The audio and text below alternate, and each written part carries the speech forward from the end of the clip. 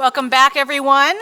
This next panel takes us into the adolescent years with a special focus on science, technology, engineering, and math, or STEM, as a policy entry point to empowering adolescent girls with the skills needed to lead and innovate in the 21st century. So our moderator today will be Sarah Gamage, who is the Director of Gender, Economic Empowerment, and Livelihoods at the International Center for Research on Women. And joining her will be Maliha Khan, who is Chief Programs Officer at the Malala Fund, Megan Stone, Senior Fellow of the Women in Foreign Policy Program at the Council on Foreign Relations, and Nasreen Siddiqa, who is joining us as an Echidna Global Scholar this year from Bangladesh, where she is the founder, president, and CEO of Education and Cultural Society.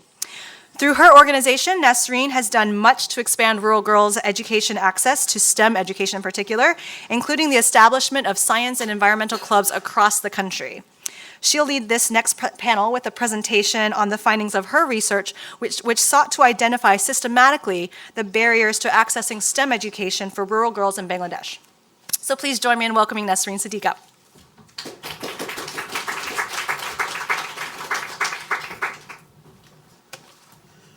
Thank you, Christina. Good morning, everyone. The world is moving fast with fourth industrial revolution, emerging technology, artificial intelligence, robotics, and so on. Bangladesh is a developing country, which is one of the world's 5 fastest growing economies, second largest ready-made garment exporter, and recently has committed to be the middle-income country by 2021 and high-income country by 2041. Sounds wonderful. My experience working for girls' quality education for many years, and here my research as an Echidna Global Scholar says that still maximum number of our rural adolescent girls do not know where the start button of the computer is. So, my research here is to unveil the barriers to educational opportunities for rural girls in Bangladesh, focusing especially on science, on STEM education, what Christina says, that is science, technology, engineering, and mathematics. We know ready-made garment industry of Bangladesh has changed Bangladesh economy from the poor status to the developing status. Garment industry workers, basically, they came from the rural areas, and 80%, more than 80% garment industry workers are women. Nowadays, these women are facing challenges due to the automation. Report says that within very few years, these women are going to lose their job due to robotics, automation, machineries. The question is, with this little knowledge of technology and digital skills, whether our rural girls can save this industry or not. We are expecting that they will lead the industry. They will do the exploration of other industries. So why our rural girls can't embrace STEM in their life and career? To get the answer in this research, I did interview, focus group discussion, and survey with 500 rural secondary level school girls, 100 parents, 75 STEM teachers, 30 school administrators of 30 different rural schools. All the stakeholders had mentioned multiple challenges, and most of them had mentioned these are the challenges as safety, poverty, social norms, teacher quality, early marriage, infrastructure, and resources. So depending on these challenges, then in the policy paper, we further had broken down the barriers in 3 distinctive categories, that is the individual level barrier, institutional level barrier, and societal level barrier. In the individual level barrier, we talked to the students, rural girls, and tried to know their problem and challenges. Let me say something about institutional and societal level barriers, where we found that teachers are highly demotivated with their low salary, low status in the society. We found some good schools too, but the number is very limited to mention here. And then we found one of the girls' secondary level school where 120 students are sitting in a single classroom. Hours after hours, no teacher. Students are roaming around in the field. Senior students are conducting the class for junior students. Technology is still in their textbook. They are just memorizing it. No laboratory, no library. One of the teachers said, he was so frustrated that I will never encourage any of my students, not even my daughter, to be a school teacher in future. one headmistress said that, I found so many talented girls in my life, but none of them could make a good future or career. This is the scenario of the schools.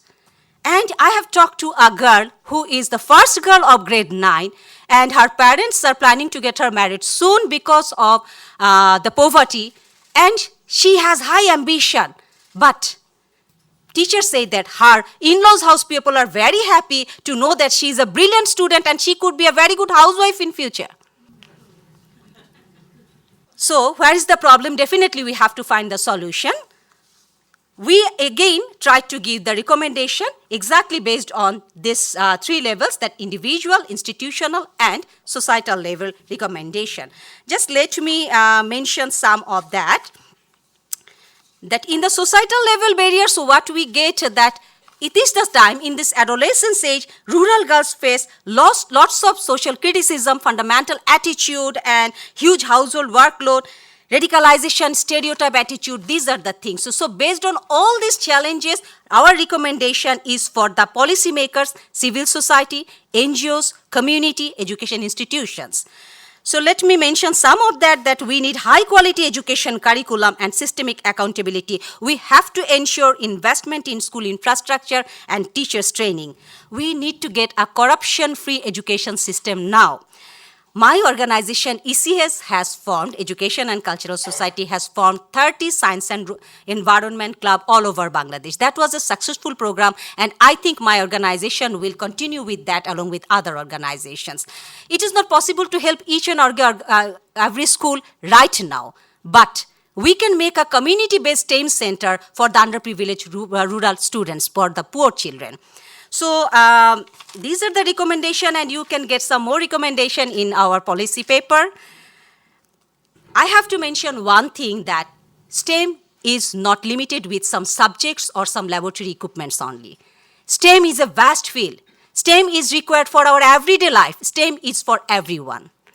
If we cannot give our rural girls proper support with STEM skill and knowledge, the country Bangladesh is going to miss a key opportunity. And if we can do that, STEM exactly can give them the 21st century life skill, work skill, and these STEM activities like club activities, project-based learning, STEM Olympiad can give them some transferable skills, soft skills also, like leadership, communication, time management, decision making, etc. And then these rural girls of Bangladesh can keep the brand name of Made in Bangladesh. I had started with the start button. It is not at all their fault that they are facing hundreds of challenges. Not at all their fault that they are not familiar with technology. But it would be a great mistake if our policymakers, they do not know which one is the right button. We have to ensure quality education for all children, keeping rural girls at the center. And I have to say, through this research, that the right button is STEM. Thank you.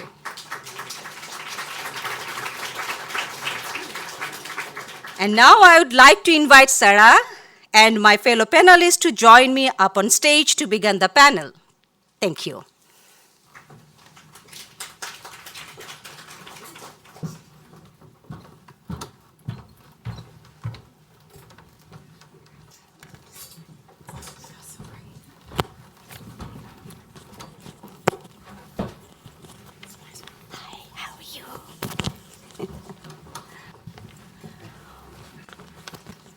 Well, good morning, everyone. It's a pleasure to see such a full room, and it's a real honor to be here to have this discussion with you. And I hope that we have a lot of very active audience participation. So I'm Sarah Gamage. I work at the International Center for Research on Women, and I lead their Economic Empowerment and Livelihoods program.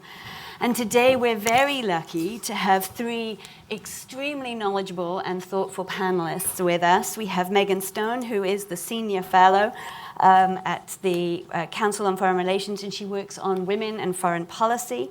We have Maliha Khan, who is the Chief Programs Officer with the Malala Fund, and we have Nazreen Siddiqa, who has presented her findings to you. So I want to just open this by thinking about the critical role that education plays in both individual advancement but collective advancement and well-being. And I think we know from our work in the field in development that investing in education is fundamental for women's economic empowerment. It's critical for their labor force participation.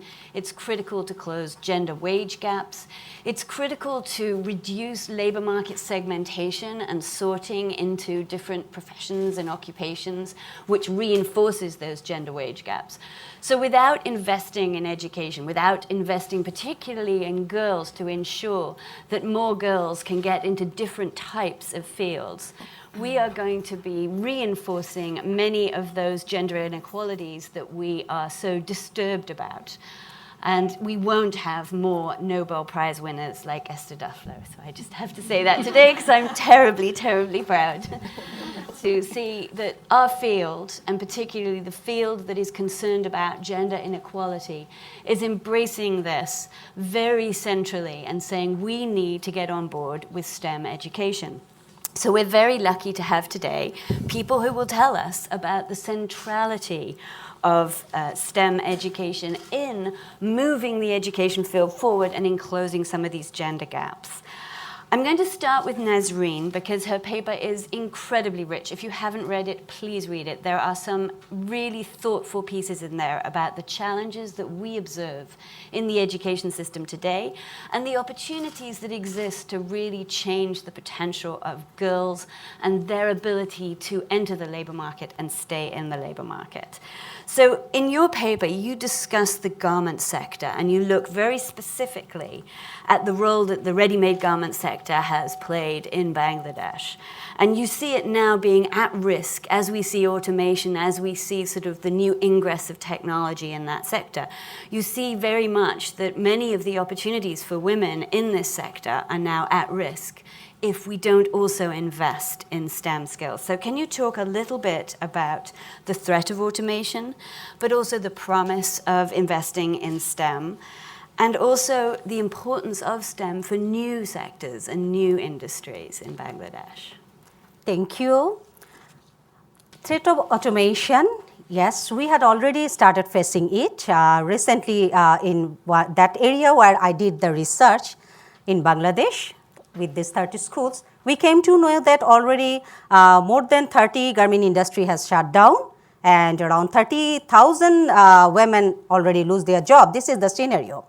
So due to this automation and machineries and challenges, I think we have to give the focus right now. We have to give them some quick training. We have to take initiative and we have to think for the next generation. I mean, after 4 or 5 years when our rural girls are coming to save this industry. So for that reason, we have to give focus on STEM education. If we can make them develop, so then it is possible for them to come and save this industry. And I'm pretty sure they can do it because of before 20, 30 years when our women came from their household status to the garment industry, they had faced a lot of challenges and discrimination and also torture, violence, but they did it, they made it, they had transformed Bangladesh economy. So if their mother can do it, why girls can't do it in future? I think they can do it, but they need support from all of us. Wonderful, thank you.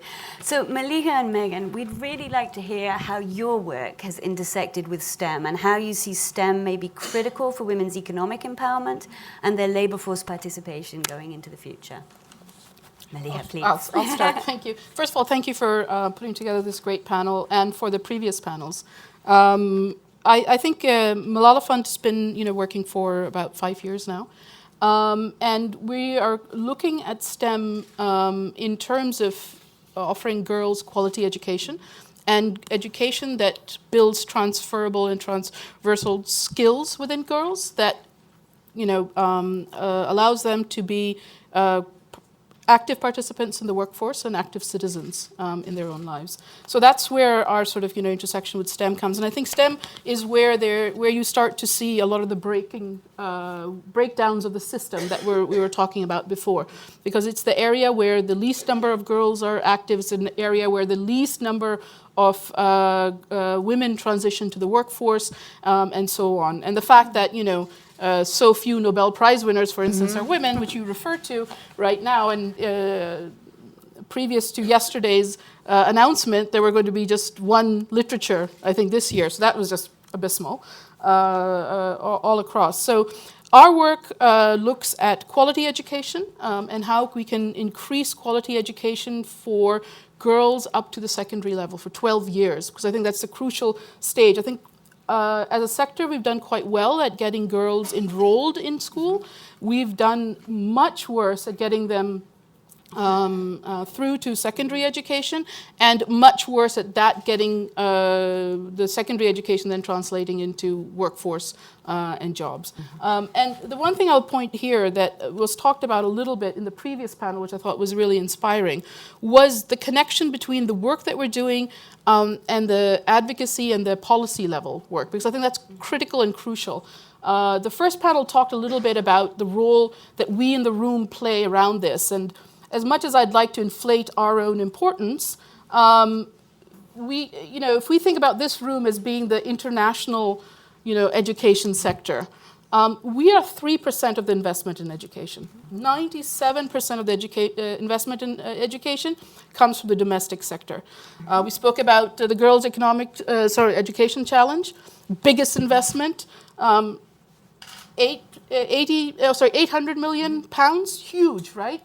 Madhya Pradesh's annual budget in education, that's one state in India for 1 year, is 3.3 billion. We're a drop in the bucket. So what role do we play? I think we have to be very, very focused on that.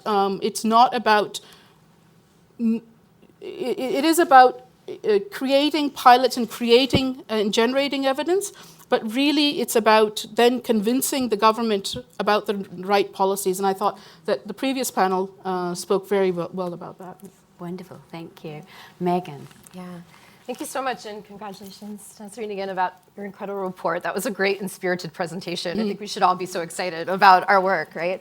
I'd say our work at the Council on Foreign Relations is really focused on girls' STEM education, particularly for adolescent girls, just because common sense. I mean, I use my phone and my computer every day, don't you?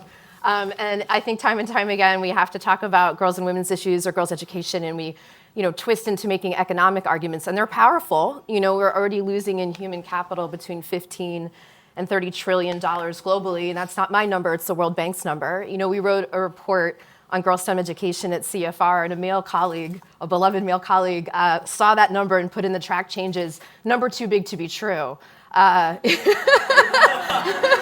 And I said, oh, what a lovely discussion this is going to be. And and the people who were overseeing the reports at think tanks were like, oh, we got to get the deadline done. And I'm like, no, I really want to go sit with this superior of mine and talk about the World Bank's data on this, And I very kindly was like, hey, it turns out when you systematically disenfranchise half the population, the numbers are going to kind of add up, And so I feel like we want to use those numbers. Another number that just kind of puts the fear of God in me is that in least developed countries, only 1 out of 7 women are even using the internet right now. So right now when we look at policy, which to me is not talking points, which is really easy to say, hooray for girls STEM, oh my gosh, like here's a picture of a girl with a computer, isn't it great? But how are you spending money, and what policies are you really enacting? And policy is always about show me the money. What are we funding? What are we not funding? What percentage? I thought those numbers you just shared were so powerful. So I think of this kind of in terms of climate change. It's like we need to deal with the impacts in communities today, and then we also need to invest in the future, because the technology that got us here is sure as hell not going to get us where we need to go, right? So I think we need to start changing this narrative about we can't do a yes and. Yes, we need to deal with all the issues we're all familiar with, and we need to plan for the future, because automation, as you wrote about, is here. It is happening. This is not a future story. Like, this is happening today.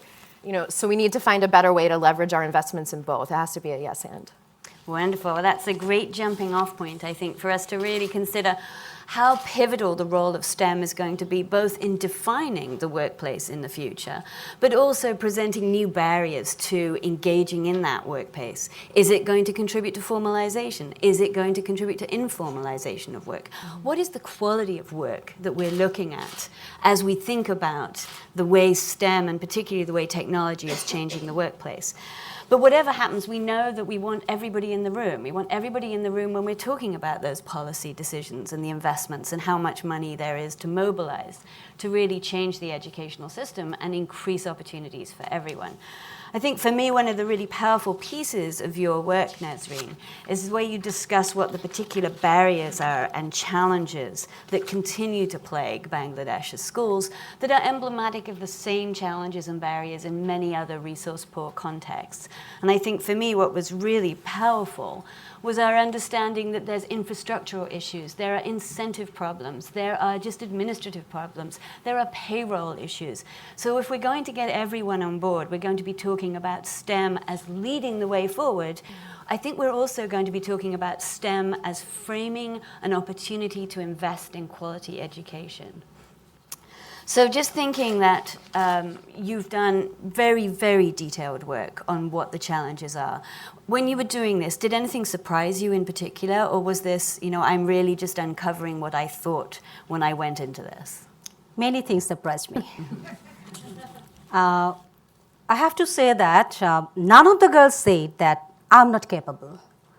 I saw their dedication. I saw how brilliant they are. Teachers sometimes say that no, it is not for girls. They are not capable or not good at mathematics or science. And students said, as we don't get regular classes, as we don't have teacher, just give us the opportunity. I did not find anyone in my experience of working for girls and in this research that they are disappointed. They said that if I could meet one astronaut, if I could see that women are getting Nobel Prize, and they said that one day I can also get that. So this surprised me a lot, their dream. With these lots of challenges, they still know how to dream for future. And the condition of the school that in 1985, government set the laboratory of the school. After that, they have not purchased a single equipment or anything for the laboratory. Surprised me a lot. And it is closed almost whole year, so students cannot use that laboratory. And the coaching center business for teachers' side, I have to say they do not teach in the classroom, and they force the students to go to the private coaching center. It is a business, and I have to say as teachers are getting very low salary, months after months they are not getting salary, so they are also bound to do that, I think. And this is a huge pressure for our poor parents to provide it for their girls and boys as well. So, and one more thing that surprised me, that social norm stereotype attitude, it is so severe in the rural area that I said, why don't you do the project-based learning? We had introduced it also, or some projects and science fair in the school. So you can make a team with the boys, as boys are sometimes attending in different programs. They said, how come? We even are not allowed to talk to them. We work side by side after school, but we don't know their name. If we talk even, society starts criticism for that. So this is the thing. Ultimately, when they go for the job, they cannot take them as a colleague, or they cannot work together in the office environment also. So these things surprised me a lot. So this points to profound systemic challenges that are not just about investment in STEM, but are actually about how we design educational systems. Megan, can you tell us a little bit more about how your work has looked at some of these systemic challenges and what you would surface as being critical as we think about them? Yeah. I mean, first just looking at the data, so like the three numbers I like to think about are 35, 3, and 5, right? So 35% is the number of women who are enrolled in STEM studies. By the time they finish tertiary education, let's have a big caveat, if they are even able to get to access tertiary education, they're down to 3% of graduates. And then when we look at tech leaders across STEM industries, then they're only at 5% of all leaders. So clearly it's not working, first of all, we need to say that. And I think, again, this is why we need to have really robust efforts and not just a few talking points about like coding is cool. We need, again, to get really deep into the policy.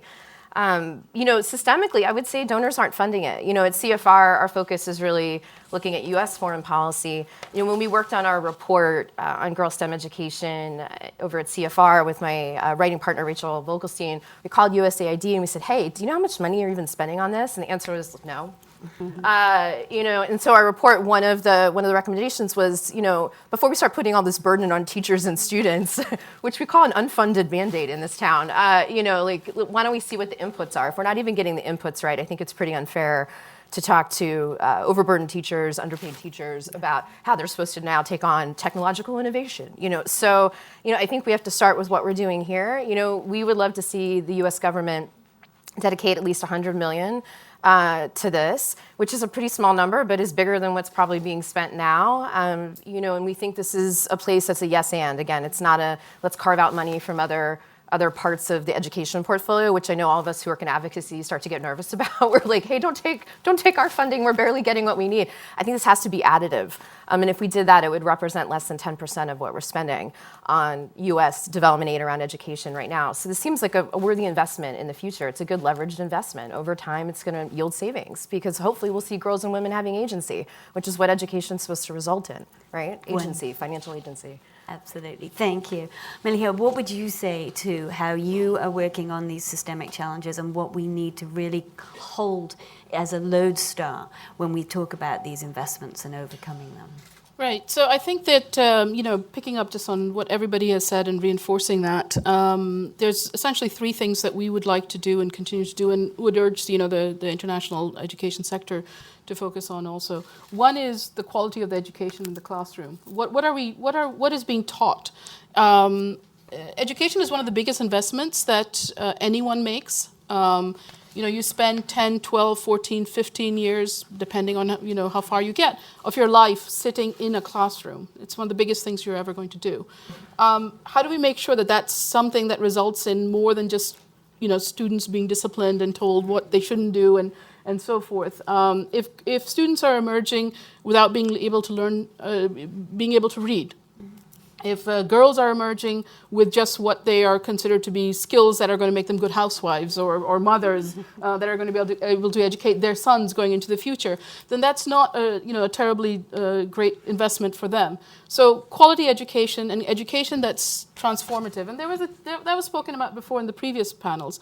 But can we actually talk about what does that mean?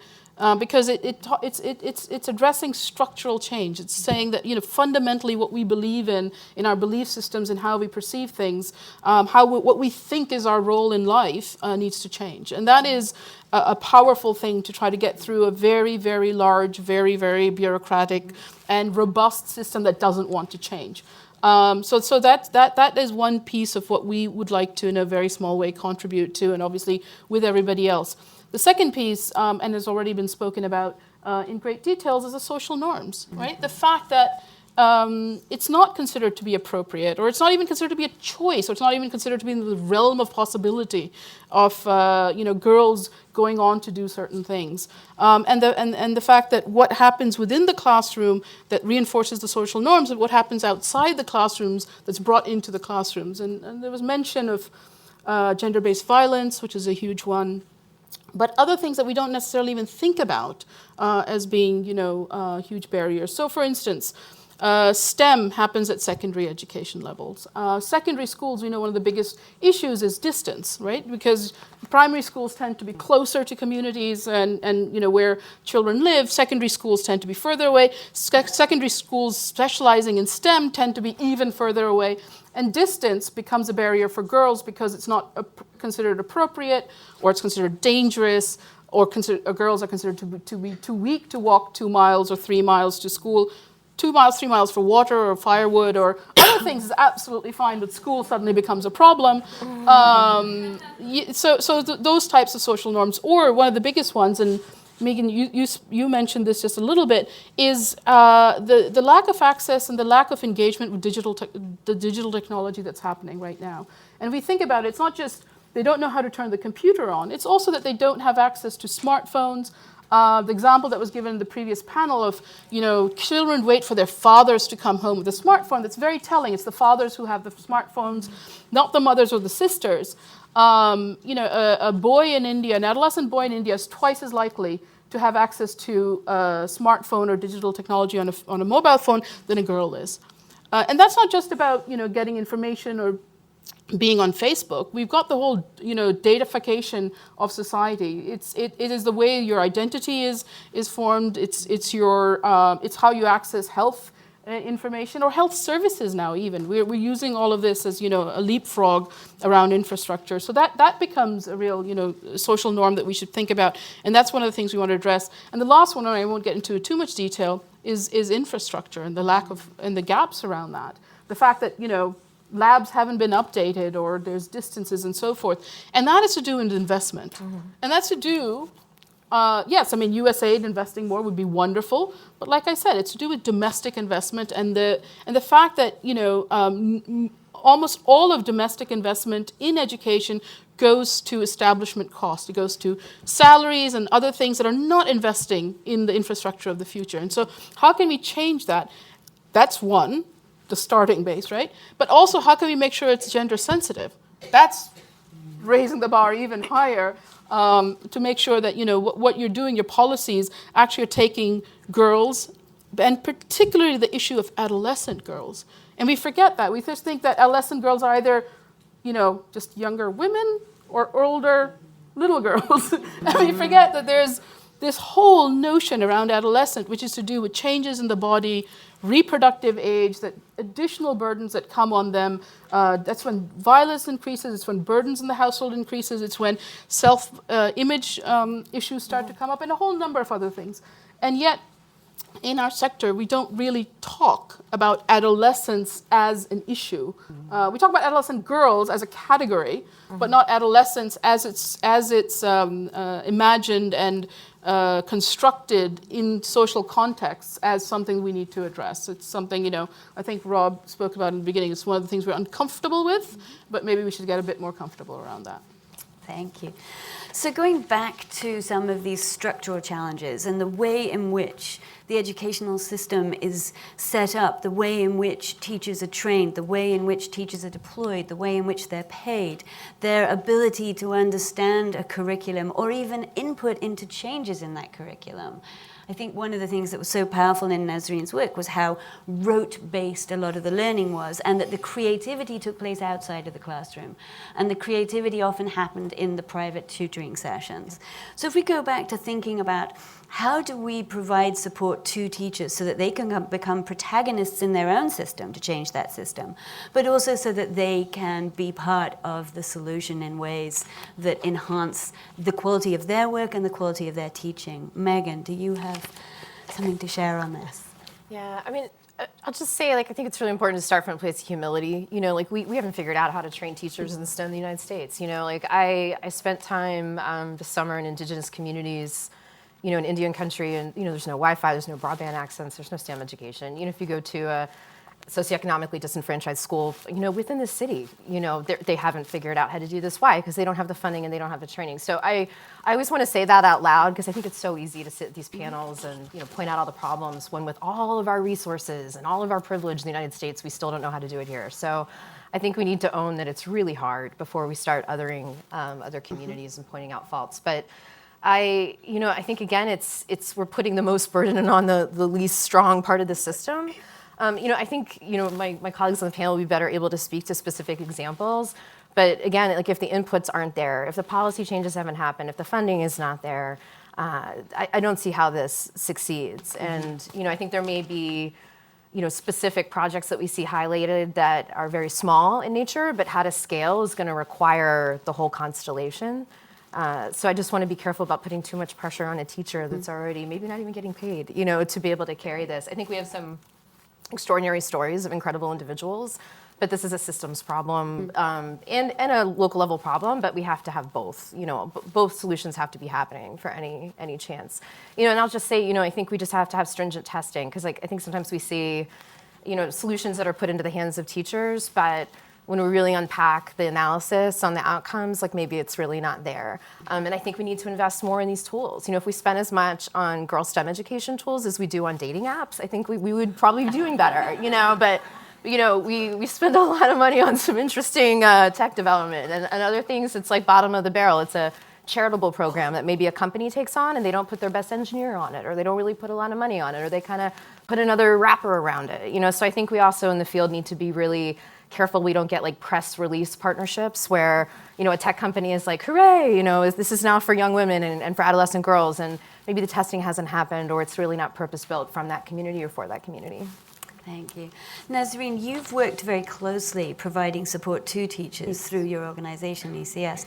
How have you seen that really change opportunities and help them really provide much more quality education, but to engage their system and say things need to change? Thank you. I have to say, still I love to say that I'm a teacher. I was a teacher, science teacher, school vice principal for more than 15 years. So it was the English medium school of urban area. So I found that they are privileged. My son is here, he is going in a good school. They have swimming pool, basketball ground, teachers for 4 or 5 teachers for single subject. So I can't say that good schools are not there. They are getting the privilege. But we need to bridge the gap. We have to ensure the equal opportunity for all schools. So I came in the USA in 2010 for the program of International Leader in Education program as science teacher.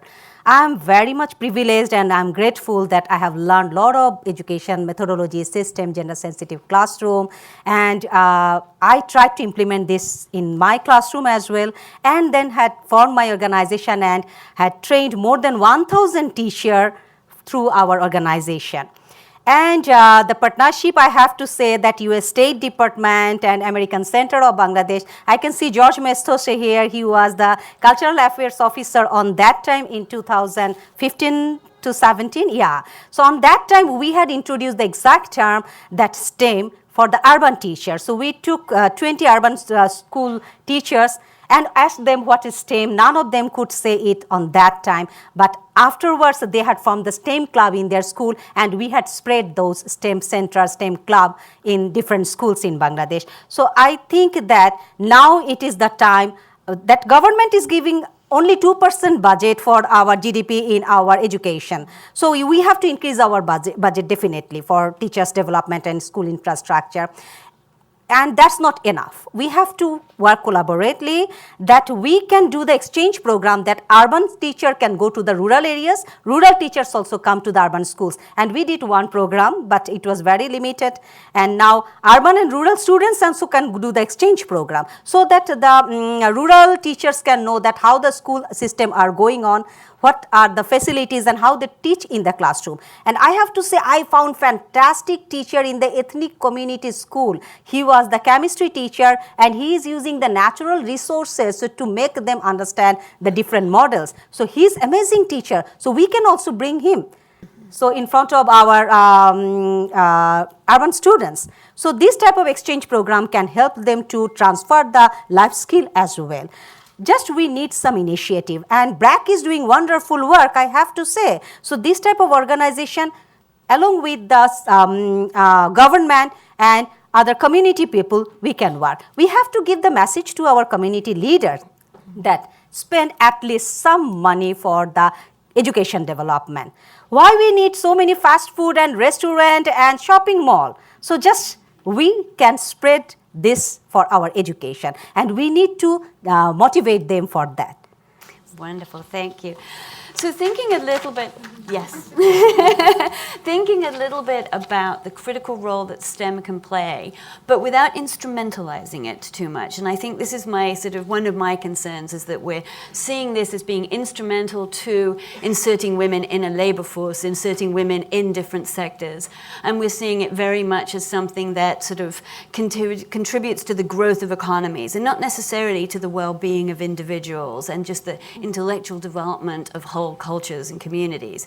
So sort of bringing it back to that, how can we use STEM perhaps, and the critical need for investment in STEM, to actually expand the quality of education and improve the quality of education for all across a number of different areas, and to really invest in transferable skills that go beyond just a narrow focus on STEM. And I'm going to ask, Maliha, I'm going to ask you to talk about that, because I know that you've really thought about this quite deeply. Yeah, so I think it's really, really important. I mean, that's the entire focus, I think, of Malala Fund and the work that we do, is the role of education in transforming a girl's life, giving her choice, and the ability to be an active and empowered, and I hate the word empowered, but I'll use it anyway for lack of another one, citizen within their own context. And I think that, again, STEM is an interesting case point right now because, one, there's a lot of attention to it. People understand what it means. As you said, like just a few years ago, people didn't even know what STEM was, but now at least it's a talking point, so let's use it. And the lack of girls in STEM education, is an important element, but it really points to the systematic challenges that girls still face, that previous panels talked about, in getting a quality education, in getting an education that brings about transferable skills. Now, as we were speaking about before, it's not that boys are getting the best education in the world either in many of these contexts, right? So there isn't that much of a difference between girls, what is being offered at girls' schools and what is being offered at boys' schools. It is the issue of what they feel is appropriate for them going into the future in terms of what they see as their aspirations and what their families and their contexts see as correct aspirations for them. I think there's a statistic out there that I read recently, which was that, for instance, in the next less than 6 or 7 years, 12% more of jobs are going to require some form of digital skills going into the future. So it's not just automation. It's the fact that even basic jobs, even if you're going to go work with the government, even whatever you're going to do, you need to have digital literacy. I mean, no. I didn't want to point that out as a low bar, but still. And so if we are systematically disadvantaging girls through what is being offered in the classroom, what is being thought as appropriate to them, what they perceive as their own limitation and aspirations, then whatever we're facing right now is going to be multiplied manyfold 10 years later. And so if we don't want to, as another panelist had previously said, if we don't want to be having the same conversation, just using slightly different words 10 years from now, then these are the issues we need to really start to address in a meaningful way. Having said that, I just want to add one thing, because I think the tone so far in all the panels has been slightly pessimistic. That there's all these challenges, like challenge. But it's also optimistic because we're actually talking about these things, right? And there is severe backlash. And I know it's perverse to be optimistic about backlash, but backlash means you're actually poking the things that matter to people. Yes. Because if you're not doing that, then no one's going to backlash against you. It's like, yes, you are helping us maintain the status quo, so carry on. And so, I think there's a lot of optimism too. The fact that, when I started my career, and I won't say when, I used to go into villages in Pakistan. I was one of those local enumerators, asking people inane questions. They're like, and I used to be asked 2 questions as I would enter a village and try to introduce myself. And they'd be like, "Are you here for family planning?" And I'd be like, "Oh, no," because that would just get you just like thrown out right then. The second question I'd be asked is, "Are you here for a girls' school?" And luckily I was working on agriculture, so I'd be like, "Oh, no." Because that would get you thrown out of a village in Pakistan too. Now, that's completely and radically changed. So the fact that we're actually sitting here and talking about girls' access to STEM education in Bangladesh is a hugely optimistic thing, but there's still a lot of work to be done. Wonderful, thank you. So I am going to open it up to the audience because I know that we have a lot of very thoughtful people here from the education sector. And I would love to know who you are, where you're from, and can you please be very targeted and focused about your question, please. Please stand up. I think we can do it without mics, or unless there's a mic close by. Oh, lovely, thank you. Hi, I'm Judy Cochran with SIL International, and there are a myriad of obstacles to even reaching girls in rural Bangladesh. And so in some of those cases, it in honesty, it seems like talking about STEM with them really falls down pretty far on their list. So my question is, in those cases, what are some practical things that can be done in the meantime? Like I'm thinking about the possibility of maybe the delivery system, maybe teaching girls to read on tablets, doing math games on cell phones. What are some of those intermediate things that can be realistically tackled? Thank you. Yes. I have to say that, yes, with limited resources, how we had started, from my experience, I can say that when I went back from USA, from the US State Department, I got $5,000 and I had organized community-based science fair in 5 areas. And all the communities, that was the first time science fair in their life. Many schools had joined, and huge parents and community people came to see the projects of the student. Then again, after that, the CEO, Ryan G. Bradin, of that time, he said that, okay, now we can do the extension of that with $10,000. Then we said that, yes, we can now form the science club, environment club. And the students also got the seed funding, which is $200 to $300, $500. With that seed funding, not only they made the project, they had implemented it in their area. They made environment-friendly oven for the rural women. They did the organic vegetation in the school field, rooftop gardening. These were the challenging and very optimistic thing. We found that they took the challenge to do this. So with this little initiative, we could bring the change. We went to an ethnic community school, and the rural girls, they were just shaking that how could I be the member of the science club. But we said that either the president or secretary of the science club will be girl. And the girl was the president. And after 3 months, when we went there in the science fair, I found that girl who was shaking to talk, she is leading the team and speaking in front of microphone. That's the leadership skill she had developed. So a small initiative can give the big change. So I think that's not the obstacle. We have to work collaboratively. That's the thing. And we have neighboring country, India, Nepal. Now we all are working together. So why can't we take help from other countries also? With the resources and also some talented people, they can come and they can, at least if someone come and deliver a lecture in front of the girls, it can encourage them a lot. So I think from my example, I have to say it's possible to bring that change. I'm conscious of time, so I want to take 2 more questions and then come back to our panel. So.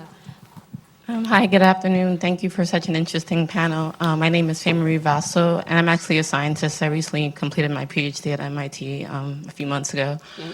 So I'm here in DC because thank you. I'm here in DC because I'm doing a science policy fellowship, and I'm really interested in STEM educational outcomes. And one crucial issue I see once we get girls in, I guess, the realm of STEM is STEM persistence, and it was somewhat touched upon as we see 35% running down to 3% and then 5% of leadership. So I'm curious if the panel has any comments on how to generate systems of across the educational spectrum that's actually conducive to keeping young women, girls in STEM once we actually get them interested in STEM. Thank you. Now there is another woman at the back. Thank you. Hi, I'm Heather with Room to Read. I was wondering, as you've been doing this research, are there some STEM, IT, or mathematics, or other content expert organizations, technology organizations that people in this room could partner with and have strategic partnerships? We bring the girls' education and transformative education knowledge, and we can partner with organizations that bring this other content knowledge. I'd love to hear your thoughts if there are some really excellent organizations out there we should be looking at. Thank you both. So I'm going to start from this end. Malia, please. Great. I'll talk a little bit about the second question, if that's okay, because I don't know the solution to the first question, so I'll pass it on to someone else. Thanks.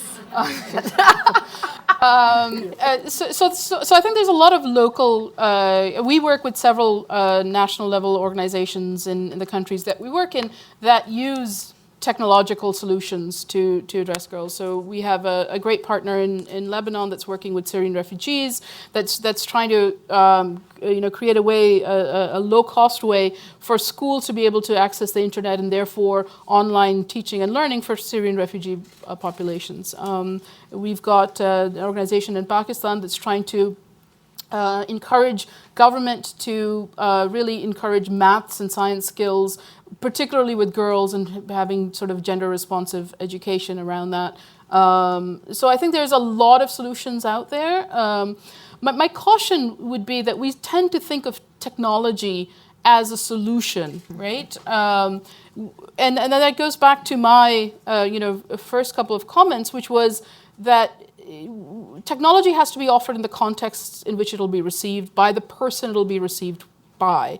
And we also have to keep in mind the teachers and the school and the system and their perceptions of the individual. So a long way of saying, make sure that the technology is appropriate, but two, that we're keeping gender norms and stereotypes and access in mind.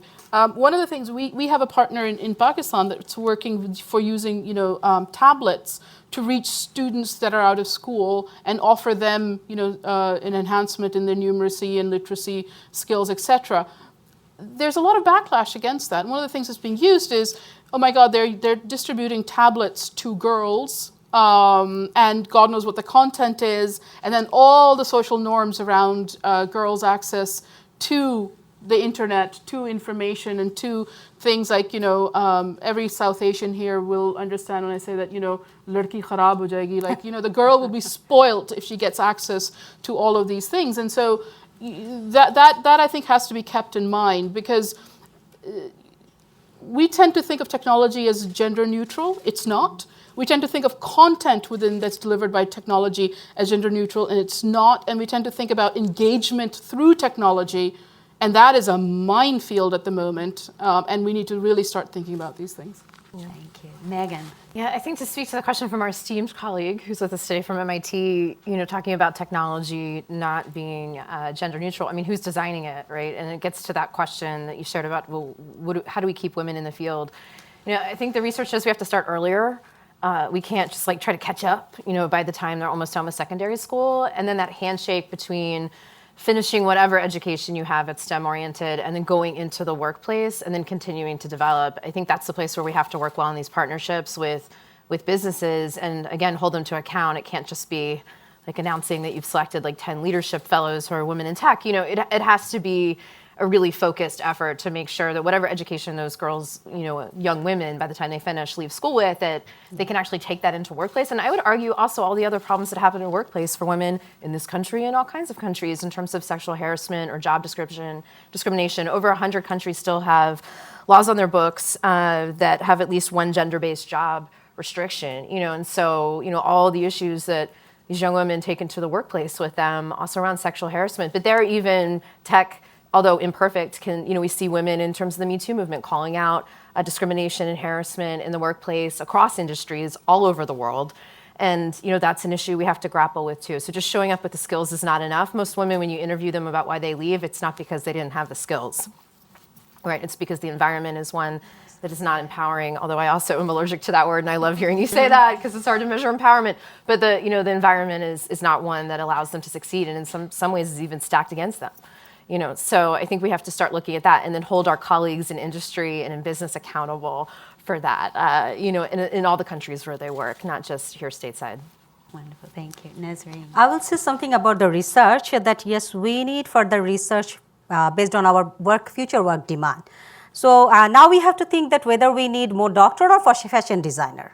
So this type of research is highly required, which can help our policymakers to redesign that what are the job sectors and in which sector we have to give emphasis for our students, and especially rural students, because maximum number are rural students in our country. So, and what you said that yes, we have a tendency that the women will be the school teacher. That is a very good and safe profession. So, but in case of early childhood, we see 100% are female teacher. But when you will go higher, so in the secondary level, very few STEM teacher in the classroom. And go to the university, how many professors are there from female side in universities. So for the next question about the partnership, I have to say that yes, from a teacher, and then we had worked with the State Department. We are working with GSHR for the preventing violent extremism. We are working with UNESCO. And don't you think that now I am here as an Echidna Global Scholar with Brookings? It's a very, very big partnership and platform to move forward with the girls' education. And I have to say that, recently we set with SIMI Foundation. So who is working? That is the New York-based organization working for the Bangladeshi garment women worker to transform their digital knowledge and skill. And also they gave a very wonderful term that is fashionology. I loved it. So these are the partnership we are trying to build. And I think lots of talented people are here. And I would request everyone, yes, increase the partnership more. I think we have time for one more question before we go to lunch. George Mestos, State Department Conflict Stabilization Operations. Nazreen, I'm so proud seeing you here today as an exchange program alum. I know one time we kind of showed our cards at the embassy and figured out who was actually spending the most money in secondary education. The State Department came out #1.